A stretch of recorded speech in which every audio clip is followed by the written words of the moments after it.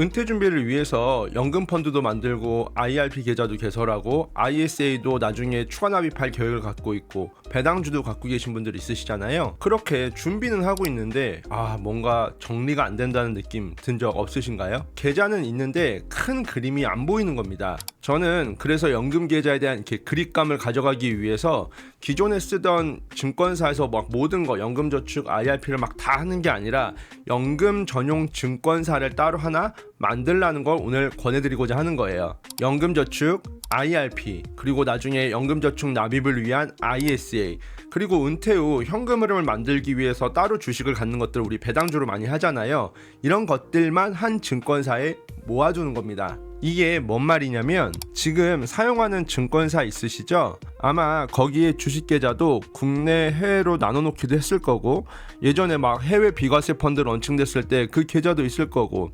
ISA도 있고 연금 펀드 IRP까지 다 있을 거예요. 그런데 기존에 사용했던 증권사와 분리해서 다른 증권사의 연금 전용 계좌들, 대표적으로 연금 펀드 IRP 정도가 되겠죠. 그것만 따로 두시는 분들은 별로 없으실 거예요. 이것뿐만이 아니라 은퇴 후에 연금 역할을 할 수 있는 배당주라든지 혹은 연금저축에 추가 납입할 수 있는 ISA 계좌도 연금 목적이라면 이 계좌에 모아놓는 거죠. 이건 단순히 계좌를 정리하자는 그런 개념은 아니에요. 연금 계좌를 주식 계좌처럼 흔들리지 않게 만들고 내 은퇴 준비의 퀄리티를 한 단계 높이는 그런 세팅입니다. 특히 30, 40대는 이제 은퇴가 그래도 좀 멀게 느껴져서 연금 계좌를 만들고 납입한다는 것만으로도 만족하고 계실 수도 있어요. 하지만 멀리 있을수록 이렇게 처음 세팅을 아주 그냥 야무딱지게 하면 좋겠죠? 근데 저는 기존 증권사에서 막 다 하고 있어가지고 그럼 그거 뭐 증권사 또 만들어서 또 가입해야 되나요? 라고 생각하시는 분들도 있으실 거예요. 그런데 그런 걱정 안 하셔도 되는 게 다행히 연금펀드, IRP, ISA 모두 타 증권사로 이관은 가능해요. IRP 같은 경우에는 현물 이전, 즉 내가 갖고 있는 종목들 그대로 컨트롤 C에서 컨트롤 V로 가져갈 수 있는 거예요. 다만 연금펀드와 ISA 같은 경우에는 지금 갖고 있는 종목들을 환매를 해서 현금화를 한 다음에 이전할 수 있다는 점은 체크하세요. 어차피 뭐 수익률이 높던 낮던 간에 매도 이전에서 뭐 재매수하면 수익률은 리셋되지만 뭐 매수할 수 있는 수량은 똑같잖아요. 다만 이전하고 매수하면서 뭐 며칠간의 변동성은 오르고 내릴 수 있겠지만 뭐 이건 어차피 복불복이니까요. 연금 준비를 새로 시작을 하면서 따로 연금 전용 증권사를 설정하시는 분들 뿐만이 아니라 기존 증권사에서 막 연금 계좌 막 이렇게 엉켜있던 분들도 이전 제도를 통해서 세팅할 수 있는 기회가 있다는 것 잊지 않고 시청해 주시면 되겠습니다. 아시겠죠? 오늘 영상 끝까지 보시면 그래 이거야, 연금 계좌는 이렇게 관리하면 잘 유지되고 파악이 가능하겠구나 라는 감이 오실 거예요. 자, 그럼 시작하겠습니다. 연금 관련 계좌들을 따로 관리할 증권사를 세팅하게 되면 뭐가 좋은지 세 가지를 말씀드려 보도록 할게요. 대부분 이렇게 생각을 합니다. 증권사는 그냥 수수료 싸고 앱 막 쓰기 편한 거 쓰면 되는 거 아니야? 연금저축이나 IRP도 어차피 그냥 뭐 ETF 매수하는 계좌잖아. 뭐 일반 주식 계좌랑 같은 증권사에 있어도 뭐 내가 관리만 잘하면 되지. 이 말 모두 틀린 말은 아니에요.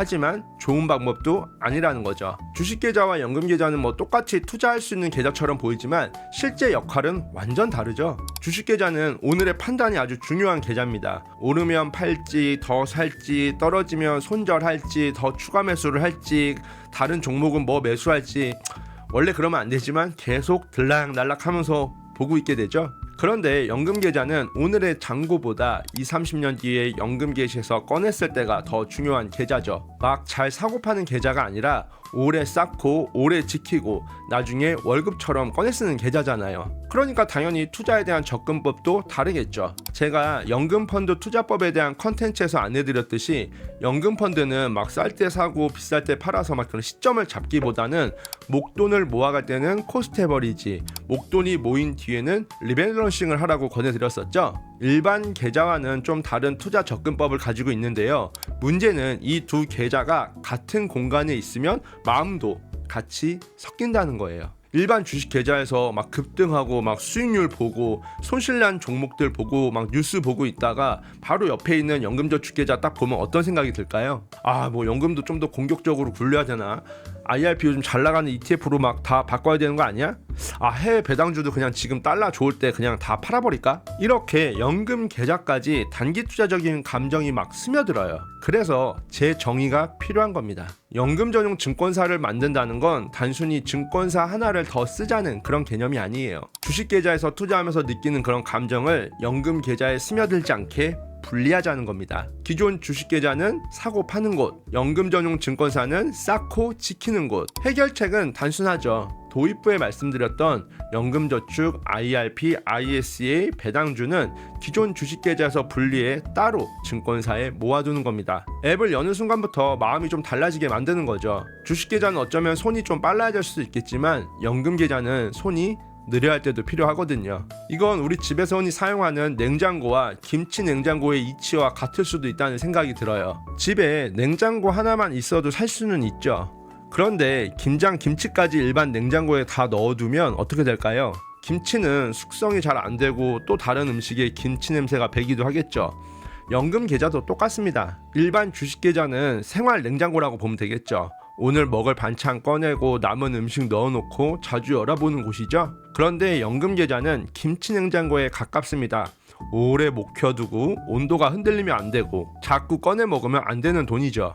연금저축, IRP, ISA, 은퇴용 배당주는 지금 당장 먹을 반찬이 아닌 겁니다. 은퇴 후 겨울을 버티게 하는 김장김치 같은 돈이겠죠. 김치를 그냥 일반 냉장고에 넣고 관리하면 편할 수는 있어요. 그런데 시간이 지나면 맛도 변하고 냉장고에 막 김치 냄새에 진동할 수도 있겠죠. 그래서 주식계좌와 연금계좌를 분리하는 건 냉장고를 하나 더 사는 그런 문제는 아닙니다. 평소에 먹을 반찬과 김치를 구분하는 그런 문제라고 보면 되겠죠. 그리고 이렇게 감정을 분리해야 다음 단계로 진입이 가능합니다. 바로 흩어진 계좌를 하나의 포트폴리오로 보는 겁니다. 냉장고와 김치 냉장고를 분리하면 좋은 점이 하나 더 있어요. 김치 냉장고를 딱 열었을 때 우리 집 김치가 이 정도 남았네, 얼마만큼 남았네 라는 걸 한눈에 파악이 가능하다는 거죠. 연금 전용 증권사도 똑같습니다. 한 증권사 계좌에 막 모두 다 넣어놓으면 계좌별로 막 이렇게 확인은 하지만 종합정보를 볼 때가 많죠. 증권사 종합잔고가 2억이라고 뜨면 내가 주식형으로 한 2억 정도 있구나 라고 인식을 하죠. 허나 그 안에는 국내, 해외 주식뿐만이 아니라 연금펀드 등이 함께 묶여 있는 거잖아요. 그럼 이게 비단 연금뿐 아니라 본인 자산 파악하는 데도 좋지 않습니다.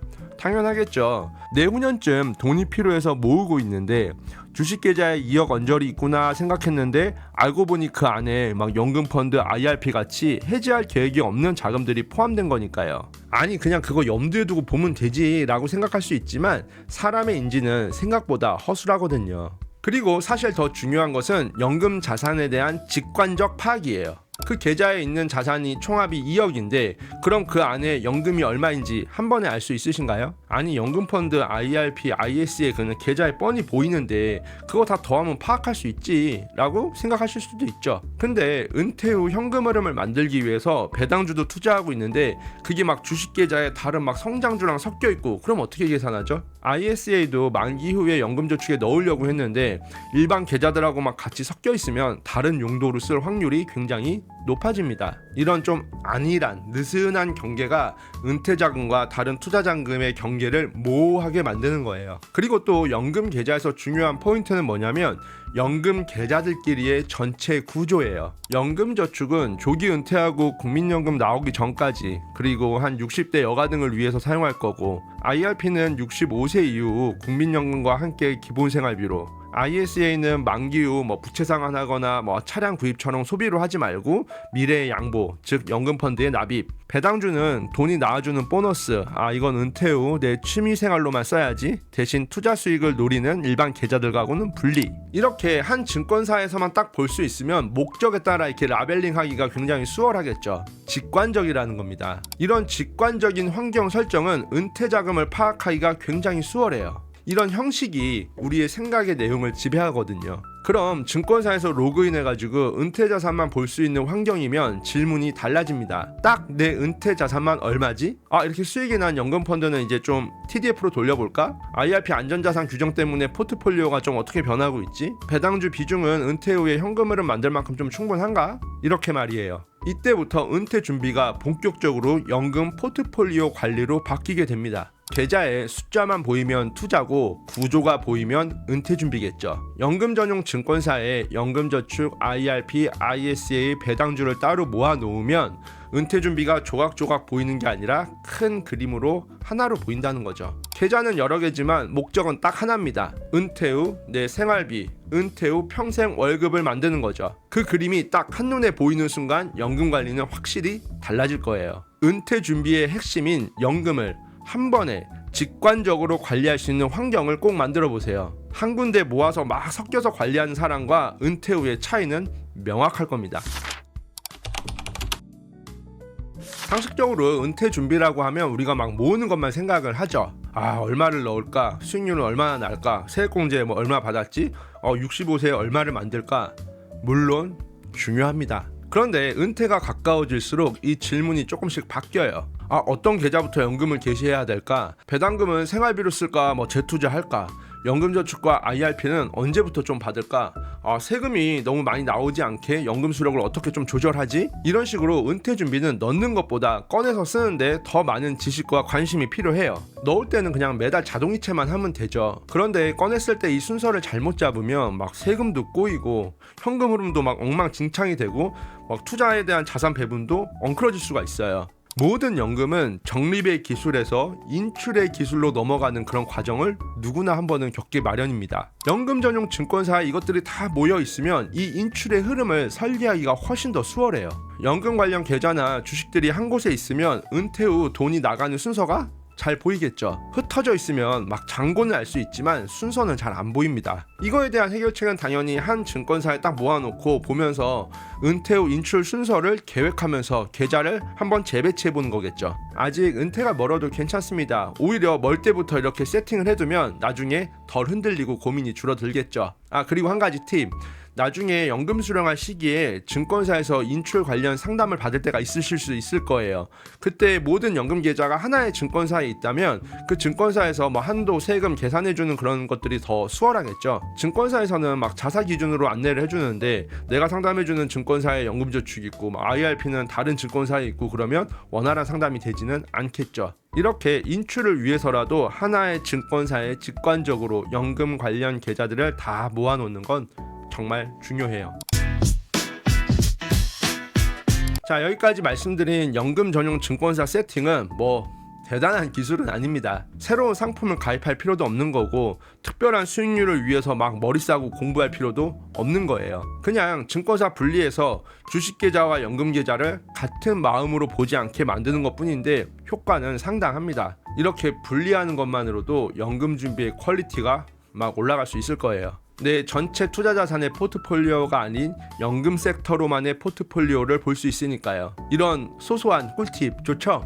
은퇴 준비, 연금, 은퇴를 위한 투자 등 은퇴 관련해서 궁금하신 사항 있으면 댓글 달아주세요. 아마 여러분이 하는 은퇴에 대한 고민은 이전에 누군가가 했었던 고민일 확률이 아주 높습니다. 이제 내년이면 저도 이 바닥에 뛰어든 지 20년째더라고요. 20년간 은퇴 전문 상담 경력을 가지고 있는 제가 아마 그 솔루션을 알고 있을 가능성은 굉장히 높거든요. 그 다음 컨텐츠는 ISA 만기자금 연금저축 납입에 대한 내용인데요. 연금저축, IRP, ISA에 관심이 있거나 가지고 계신 분들은 아마 도움될 영상일 거예요. 해당 계좌 가지고 계시거나 앞으로 좀 관심 갖고 계신 분들은 꼭 한번 시청해보세요. 이런 다음 컨텐츠 시청하시려면 아시죠?